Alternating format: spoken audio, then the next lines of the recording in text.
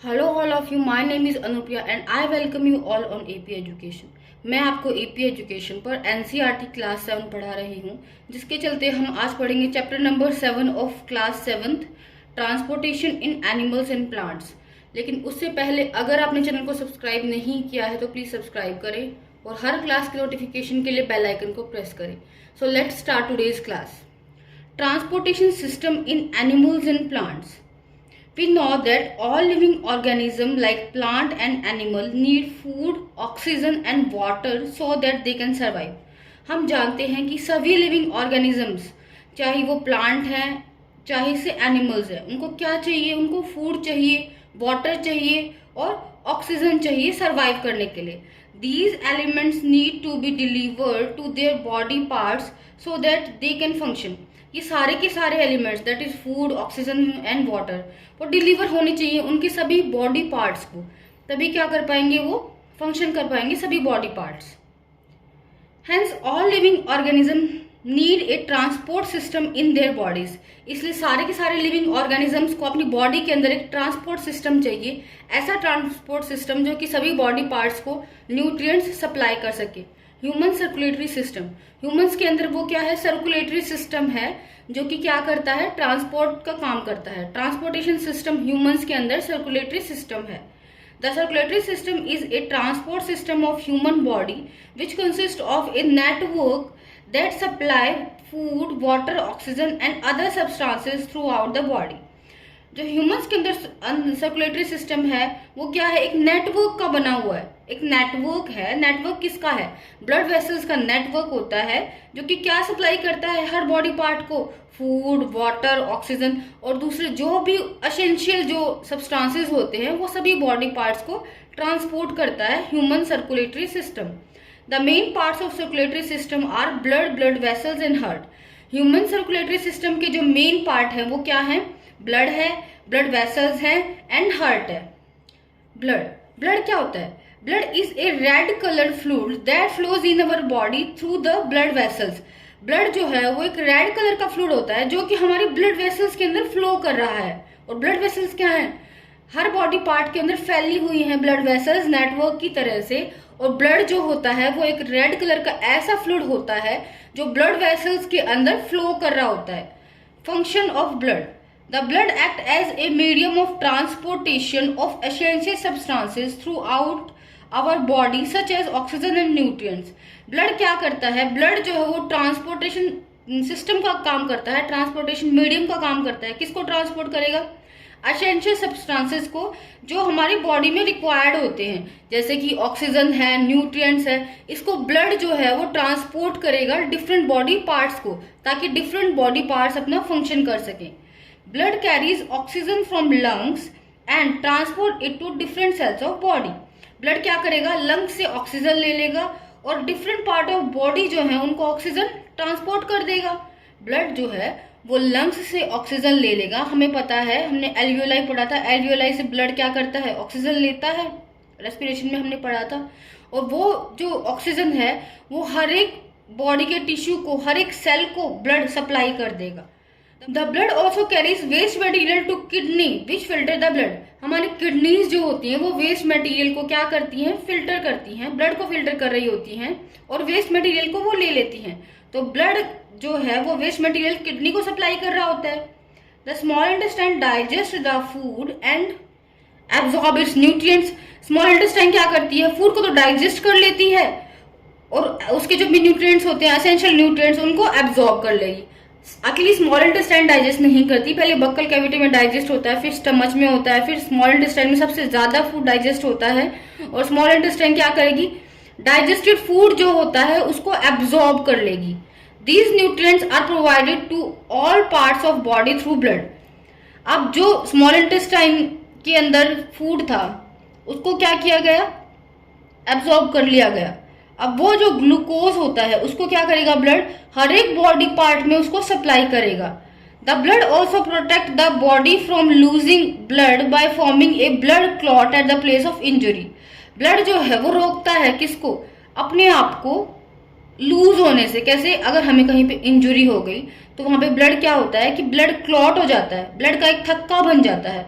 इसलिए इंजुरी के समय ब्लड ही प्रोटेक्ट करता है हमारी बॉडी को कि ज्यादा ब्लड लॉस ना हो। The blood contain a special substance that help in regulating the temperature of body. Blood के अंदर एक स्पेशल सब्सटेंस भी होता है जो कि बॉडी का जो टेम्परेचर है उसको रेगुलेट करने के काम आता है। Components of blood. अब ब्लड के क्या क्या कंपोनेंट्स होते हैं? Blood plasma, red blood cells, white blood cells and blood platelets. Blood के 4 कंपोनेंट्स होते हैं। First one is blood plasma, second is red blood cell, third is white blood cells and fourth one is blood platelets. Blood plasma. The liquid substance present in blood is called blood plasma. Liquid substance, ऐसा liquid substance जो कि blood के अंदर present होता है उसको हम blood plasma बोलते हैं। ये लिक्विड सब्सटेंस होता है। Almost 55% of blood is blood plasma. Blood का लगभग 55% जो है वो तो ब्लड प्लाज्मा ही है। The plasma facilitates the transportation of different substances through out the body. Plasma क्या करता है? वही ब्लड अगर ट्रांसपोर्ट कर रहा है तो प्लाज्मा भी क्या करेगा? फैसिलिटेट्स ट्रांसपोर्टेशन, ट्रांसपोर्टेशन का काम करेगा। अलग अलग सब्सटेंसेस को ट्रांसपोर्ट करता है प्लाज्मा में, डिफरेंट बॉडी पार्ट्स को। The blood plasma is made up of water, salt, fat, protein and sugar. Blood plasma जो है वो वाटर, फैट, सॉल्ट, प्रोटीन और शुगर का बना होता है। सेकंड कंपोनेंट क्या है ब्लड का? That is red blood sales. दूसरा कंपोनेंट ब्लड का होता है वो रेड ब्लड सेल्स होता है। इसको हम आरबीसीज भी बोलते हैं। RBCs, they are present in ample amount in blood. ये ब्लड के अंदर बहुत एम्पल अमाउंट में प्रेजेंट होती है, बहुत ज्यादा प्रेजेंट होती है। That is 40 to 45% of RBCs present in blood. They are red in colour because they contain a special pigment called haemoglobin. RBC जो होती है हमारी वो रेड कलर की होती है क्योंकि इनके अंदर एक स्पेशल पिगमेंट होता है जिसको हम हीमोग्लोबिन बोलते हैं। रेड कलर का पिगमेंट होता है वो आरबीसी के अंदर प्रेजेंट होता है, इसलिए आरबीसी जो होती है वो रेड कलर की होती है क्योंकि उसके अंदर क्या प्रेजेंट है? हीमोग्लोबिन प्रेजेंट होता है। The oxygen we take in bind itself with the haemoglobin and hence reaches every cell of body through the blood. जो ऑक्सीजन जो होता है वो क्या करता है? बाइंड कर लेगा हीमोग्लोबिन के साथ में, बाइंड कर लेता है और हर एक बॉडी पार्ट्स को फिर क्या होता है? हीमोग्लोबिन के साथ बाइंड करके ऑक्सीजन पहुंच जाता है क्योंकि oxygen bind with haemoglobin. Third one component of blood is white blood cells. तीसरा कंपोनेंट जो है ब्लड का वो है white blood cells. They are present in fewer amount, almost 1%। White blood cells जो होती है वो थोड़ी मात्रा में प्रेजेंट होती है, लगभग ब्लड का 1% जो होता है वो व्हाइट ब्लड सेल्स होती है। But they perform a vital function in body. लेकिन व्हाइट ब्लड सेल्स बहुत ही इंपॉर्टेंट फंक्शन जो है हमारी बॉडी के अंदर वो परफॉर्म करती हैं। The cell fight against the germ present in the body. ये व्हाइट ब्लड सेल्स होती है, ये क्या करेंगी?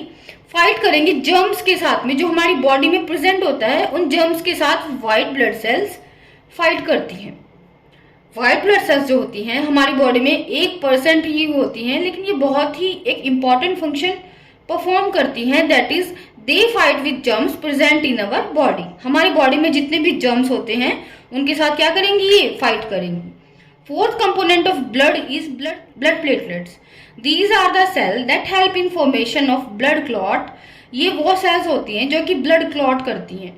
ये खून का थक्का बना देती हैं, खून को जमा देती हैं जब कोई इंजुरी होती है तब, and prevent the blood from flowing out of the body due to injury.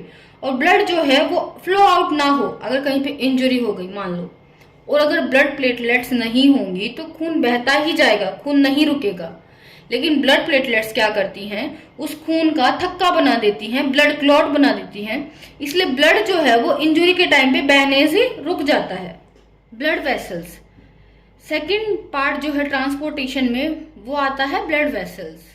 First जो था वो था ब्लड जो कि हम पढ़ चुके हैं, second one is blood vessel and third one is heart. Our body contain tube-like structure called blood vessels that help in transportation of blood throughout the body. हमारी बॉडी के अंदर ट्यूब लाइक स्ट्रक्चर होती है जिसको हम क्या बोलते हैं? ब्लड वेसल्स होती हैं, जो कि ब्लड को कैरी करने का काम करेंगी अलग अलग बॉडी पार्ट्स को। Our body contain two type of blood vessels based on the function that they perform, namely arteries and veins.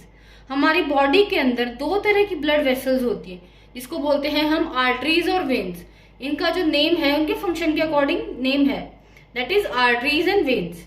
Arteries, these blood vessels carry blood from heart that contain oxygen into different part of body। Arteries जो होती हैं वो oxygenated blood को, blood that contain oxygen, ऐसे blood को different body parts को लेके जाएंगे। क्योंकि बॉडी पार्ट्स को कैसा ब्लड चाहिए? बॉडी पार्ट्स को अच्छा ब्लड चाहिए। अच्छा ब्लड वो होगा जिसके अंदर ऑक्सीजन होगी, ऑक्सीजनेटेड ब्लड। तो आर्टरीज जो है वो अच्छा ब्लड लेके जाती हैं। ए से आर्टरीज एंड ए से अच्छा ब्लड लेके जाती है। हम इस क्लू से याद रख सकते हैं कि आर्टरीज जो है वो ऑक्सीजनेटेड ब्लड लेके जाती हैं डिफरेंट बॉडी पार्ट्स को। Arteries have a thick wall as blood pressure is quite high. क्योंकि आर्टरीज के अंदर ब्लड प्रेशर बहुत ज्यादा होता है तो इसकी वॉल कैसी होगी? थिक वॉल होती है आर्टरीज की। They are narrow so that the blood can quietly flow through them. They are narrow so that the blood can flow quickly through them. ये आर्टरीज जो होती हैं ये नैरो होती हैं, नैरो होंगी तो blood can flow quickly through them. They do not contain walls as the blood always flow in right direction due to pumping of heart. Arteries के अंदर किसी भी तरह के वैल्व्स नहीं होते क्योंकि ये हरदम राइट डायरेक्शन के अंदर ही इसमें फ्लो करेगा ब्लड। हार्ट के पंपिंग की वजह से राइट डायरेक्शन में ही ब्लड हरदम फ्लो करेगा, इसलिए आर्टरीज के अंदर किसी भी तरह के वैल्व्स नहीं होते। Second blood vessel is vein. V से वेन, वी से वेस्ट। इसको हम ऐसे भी क्लू के साथ याद रख सकते हैं। These blood vessels carry blood that is rich in CO2 from body organs to heart. ये जो ब्लड वेसल्स होती हैं ये क्या करेंगी? CO2 वाला जो ब्लड है दैट इज डीऑक्सीजनेटेड ब्लड है जिसके अंदर CO2 होता है, उसको कैरी करेंगी डिफरेंट बॉडी पार्ट्स से हार्ट की तरफ, क्योंकि उसको साफ करना है, अभी हार्ट ने उसको ऑक्सीजनेटेड करना है। इसलिए ये जो होंगी वो क्या करेंगी? ब्लड कैरी करती हैं that is CO2 rich blood from different body organ to heart. Veins do not have a thick walls as the pressure is quite low. Veins की जो वॉल्स होती हैं वो थिक नहीं होती, मोटी नहीं होती उसकी वॉल्स, क्योंकि प्रेशर कम होता है तो obviously they don't have a thick walls. Thick walls नहीं चाहिए क्योंकि प्रेशर क्या है? कम है। They are slightly wider than arteries. ये क्या है? आर्टरी से वाइडर है, इसीलिए भी यहाँ पे क्या होता है? प्रेशर कम होता है, क्योंकि ये कैसी है? वाइड है, चौड़ी ज्यादा है, इसलिए प्रेशर इसके अंदर कम होगा। They contain walls that prevent blood flowing in a positive direction. इनके अंदर वॉल्स प्रेजेंट होते हैं, वॉल प्रेजेंट होते हैं जो कि क्या करते हैं? ब्लड को अपोजिट डायरेक्शन में फ्लो होने से रोकते हैं। Pulse, we know that the heart pump blood in arteries. हमें पता है हार्ट जो है वो ब्लड पंप करता है किसके अंदर? आर्टरीज के अंदर हार्ट जो है वो ब्लड पंप करेगा। तो this continuous pumping of blood in arteries result in rhythmic throbbing which is called pulse. ये जो कंटिन्यूस ब्लड का फ्लो है, कंटिन्यूस पंपिंग जो है आर्टरीज के अंदर, इसकी वजह से क्या होती है? रिदमिक थ्रॉम्बिंग होती है। हमने देखा होगा हमारे हाथ पे, जब हम कलाई पे हाथ लगाते हैं अपने हैंड की कलाई पर, इस तरह से जब हम पकड़ते हैं इसको, तो यहाँ पे क्या होता है कि हमें कुछ पंपिंग, रिदमिक थ्रॉम्बिंग सुनाई देती है, जो कि क्या होती है? वो एक पल्स होती है। पल्स रेट कितनी होती है? Pulse rate is defined as number of pulse beat per minute. Pulse rate को हम डिफाइन करेंगे कि नंबर ऑफ बीट, कितनी बीट आ रही है। जब हमने हाथ के ऊपर, जब हमारा हैंड है उसकी कलाई पे जब हमने टच किया तो हमें कितनी पल्स जो है वो फील हो रही है, वो ही पल्स रेट होता है। नॉर्मल पल्स रेट जो है 1 मिनट में, नॉर्मल पल्स रेट जो है वो 70 to 80 बीट्स पर मिनट है। जो नॉर्मल ह्यूमन बींग्स हैं उनके अंदर पल्स रेट जो है वो 72 से 80 बीट्स पर मिनट होगा। Vessels, pulmonary artery. अभी ब्लड वेसल्स में ही क्या आता है? पल्मोनरी आर्टरी जो है एक दूसरी तरह की आर्टरी है। आर्टरी जो होती है वो ऑक्सीजनेटेड ब्लड कैरी करती हैं, लेकिन ये जो पल्मोनरी आर्टरी है ये क्या करती है? The pulmonary artery is a special blood vessels that connect the heart to lung. ये हार्ट को लंग्स से जोड़ती है, मतलब हार्ट से ब्लड लेके जाएगी लंग्स को। Hence it is unlike all the arteries, इसलिए ये क्या है? दूसरी आर्टरीज से अलग है। That carry oxygen rich blood. अब दूसरी जो आर्टरीज होती हैं ये वो ऑक्सीजन रिच ब्लड कैरी करती हैं, लेकिन पल्मोनरी आर्टरी जो है वो डीऑक्सीजनेटेड ब्लड लेके जाती है। कहाँ से? हार्ट से लंग्स की तरफ डीऑक्सीजनेटेड ब्लड लेके जाएगी, उसको ऑक्सीजनेटेड करवाने के लिए वो लंग्स के पास। Second one is pulmonary vein. Pulmonary vein is the special blood vessels that connect the lung and heart. Pulmonary vein क्या है? दूसरी तरह की स्पेशल ब्लड वेसल्स होती हैं जो कनेक्ट करती हैं किसको? लंग्स को और हार्ट को। अभी लंग से ऑक्सीजनेटेड ब्लड हार्ट को लेकर आएंगी। वैसे तो वेन्स कैसा ब्लड लेकर आती हैं? वैसे तो वेन्स के अंदर डीऑक्सीजनेटेड ब्लड होता है जो कि बॉडी पार्ट से और हार्ट को लेके आती हैं, लेकिन पल्मोनरी वेन जो है एक स्पेशल टाइप की वेन है जो कि लंग्स से हार्ट की तरफ ब्लड लेकर आएगी और ऑक्सीजनेटेड ब्लड ये कैरी करती है। It carries oxygen rich blood from lungs to heart, hence it is unlike all other veins that carry oxygen less blood. ये क्या करती है? ऑक्सीजन रिच ब्लड जो है वो लंग्स से हार्ट की तरफ कैरी करेगी, इसलिए दूसरी जो वेन्स है उससे डिफरेंट है क्योंकि दूसरी वेन्स कैसा ब्लड कैरी करती हैं? डीऑक्सीजनेटेड। लेकिन पल्मोनरी वेन एक एक्सेप्शन है जो कि लंग्स से हार्ट की तरफ ऑक्सीजनेटेड ब्लड कैरी करेगी। कैपिलरीज, कैपिलरीज क्या है? अब small blood vessels are called capillaries. छोटी छोटी जो ब्लड वेसल्स होती हैं उसी को हम क्या बोलते हैं? कैपिलरीज बोलते हैं।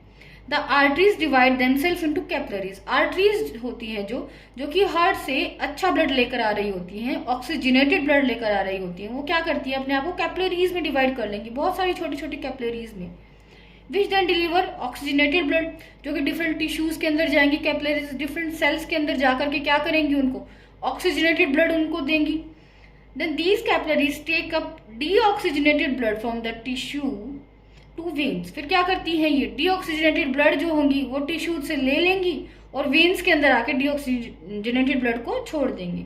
और फिर डीऑक्सीजनेटेड ब्लड क्या करता है कि वेन्स से और हार्ट के पास चला जाएगा। वेन्स क्या करेंगी?